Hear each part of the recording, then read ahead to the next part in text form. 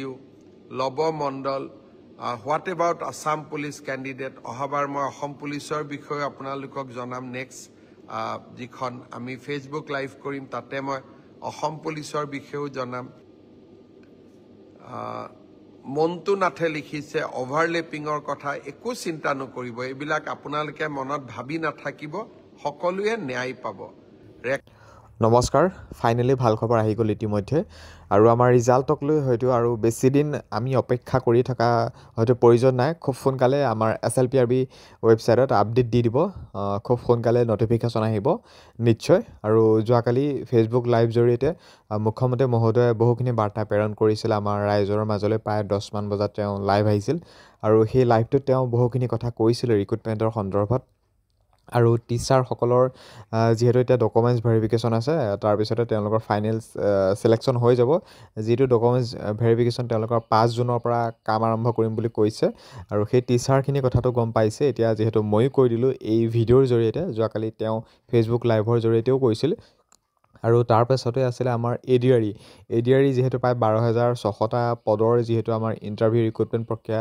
চলি গৈছিল এতিয়া তেওঁলোকৰ নেক্সট বা শেষৰ যেটো পৰ্যায় আছিল স্কিল টেষ্ট এতিয়া গ্ৰেড 3 বা গ্ৰেড 4 বহুখিনি পোষ্টৰ যেহেতু এতিয়া আমাৰ স্কিল টেষ্ট বাকি আছে আৰু সেই স্কিল টেষ্টটো হ'ব বুলি তেওঁ ঘোষণা কৰিলে 15 জুনৰ পৰা আৰু একমাহ মান হ'ব বুলিও তেওঁ কৈছে মানে একমাহ মান পায় তেওঁ কৈছে যে আমাৰ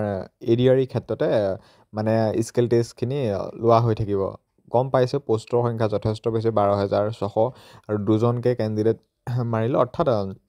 আপোনালোকে ধৰি থক প্ৰায় 25000 গতিকে 25000 ক্যান্ডিডেটকটো এদিন দুদিনত সমাপ্ত কৰিব নোৱাৰে নিশ্চয় এমাহ মান লাগিব আৰু তেওঁ কৈছে যে জুলাই মাহলৈকে বা 15 জুনৰ পৰা হয়তো আমাৰ জুলাই 10 তাৰিখ বা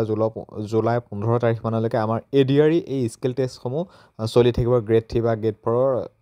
যোনটো বিভাগত যেটো এতিয়া আমাৰ স্কিল টেষ্ট হ'বলৈ বাকি আছে 15 জুনৰ পৰা আৰম্ভ হ'ব গতিকে হাতত আৰু বেছি দিন সময় নাই আৰু টিচাৰ সকল আমাৰ ডকুমেণ্টছ ভেৰিফিকেশ্যনটো হ'ব মই পুনৰবাৰ কৈছো 5 জুনৰ পৰা আৰু ইয়াৰ পাছতে আহিল আমাৰ অসম পুলিচক লৈ যোৱাকালি মুখ্যমন্ত্ৰী মহোদয় ফেচবুক লাইভত কোনো ধৰণৰ মানে ডাইৰেক্টলি বাৰ্তা প্ৰেৰণ কৰা নাই কিন্তু বহুত ক্যান্ডিডেটে তেওঁ সুধিছিল যে আমাৰ মেৰিট লিষ্ট কেতিয়া মাৰিব বা ৰিজাল্ট কেতিয়া দিব বা অভাৰলেপিং হ'ব নহব এই সন্দৰ্ভত তেওঁ যোৱাকালি সেই লাইভৰ জৰিয়তে কৈলে যে এই লাইভটোত মই অসম পুলিচক লৈ আমি বিশেষ এতিয়া একো নকওঁ